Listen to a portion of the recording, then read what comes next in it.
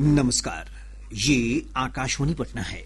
अब आप खालिद रशीद से प्रादेशिक समाचार सुनिए। भारतीय जनता पार्टी के नवनिर्वाचित राष्ट्रीय अध्यक्ष नितिन नबीन आज नई दिल्ली स्थित पार्टी मुख्यालय में वरिष्ठ पदाधिकारियों के साथ मैराथन बैठक कर रहे हैं। जानकारी के अनुसार इस बैठक का उद्देश्य संगठन को मजबूत करना और भविष्य की रणनीति तैयार करना है। इस दौरान श्री नबीन राष्ट्रीय पदाधिकारियों और संगठन के अलग अलग इकाइयों के प्रमुखों से विभिन्न बिंदुओं पर चर्चा करेंगे। श्री नबीन ने कल ही औपचारिक रूप से राष्ट्रीय अध्यक्ष पद की शपथ ली है। वे पार्टी के सबसे युवा अध्यक्ष बने हैं। मुख्य निर्वाचन आयुक्त ज्ञानेश कुमार ने कहा है कि बूथ स्तरीय अधिकारी देश में निर्वाचन आधारित लोकतांत्रिक व्यवस्था के स्तंभ हैं। श्री कुमार आज नई दिल्ली में लोकतंत्र और निर्वाचन प्रबंधन पर 3 दिवसीय अंतर्राष्ट्रीय सम्मेलन के उद्घाटन सत्र को संबोधित कर रहे थे।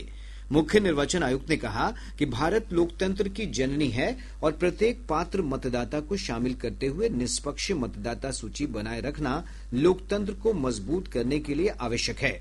सम्मेलन में 70 से अधिक देशों के प्रतिनिधि लोकतांत्रिक व्यवस्था और चुनाव प्रबंधन से जुड़ी रणनीतियों पर चर्चा करेंगे। मुख्यमंत्री नीतीश कुमार ने समृद्धि यात्रा के तहत आज सारण जिले को 538 करोड़ रुपए की विभिन्न विकास योजनाओं की सौगात दी। श्री कुमार ने जिले की 24 विकास योजनाओं का उद्घाटन और 45 योजनाओं का शिलान्यास किया।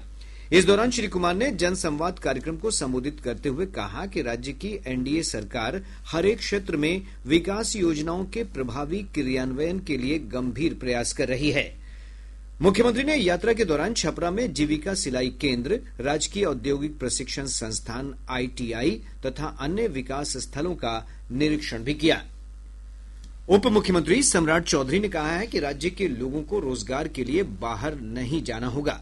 मुख्यमंत्री नीतीश कुमार की समृद्धि यात्रा के दौरान छपरा में सभा को संबोधित करते हुए श्री चौधरी ने कहा कि प्रदेश में बड़े पैमाने पर उद्योग स्थापित किए जा रहे हैं। उन्होंने कहा कि बिहार के युवाओं को अपनी जगह पर ही काम मिल सके, इसके लिए देश की सबसे बेहतरीन औद्योगिक नीति प्रदेश में लागू की गई है।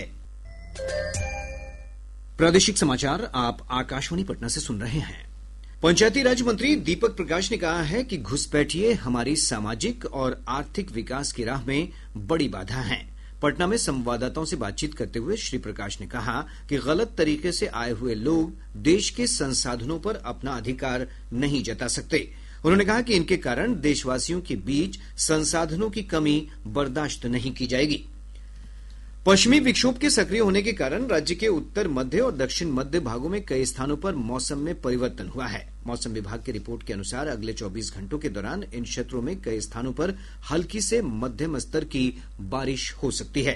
विभाग ने कहा है कि बारिश के कारण अधिकतम तापमान में 2 से 4 डिग्री तक की कमी होगी, जिससे ठंड बढ़ेगी। वहीं उत्तर बिहार के जिलों में नमी बढ़ने से कोहरा और धुंध छाये रहने की संभावना है।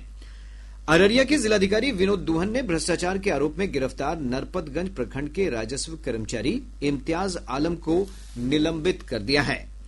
पटना पुलिस ने जिले के 10 कुख्यात अपराधियों पर 25-25 हजार रुपए का इनाम घोषित किया है। पटना प्रक्षेत्र के आईजी जितेंद्र राणा ने आज इन 10 अपराधियों की सूची जारी की है। अररिया जिले के भारत नेपाल सीमा क्षेत्र से पुलिस ने भारी मात्रा में प्रतिबंधित कोडीन युक्त सिरप के साथ 2 तस्करों को गिरफ्तार कर लिया। इसके साथ ही आकाशवाणी पटना से प्रसारित प्रादेशिक समाचार का ये अंक समाप्त हुआ। अब आप सुनेंगे उर्दू बुलेटिन।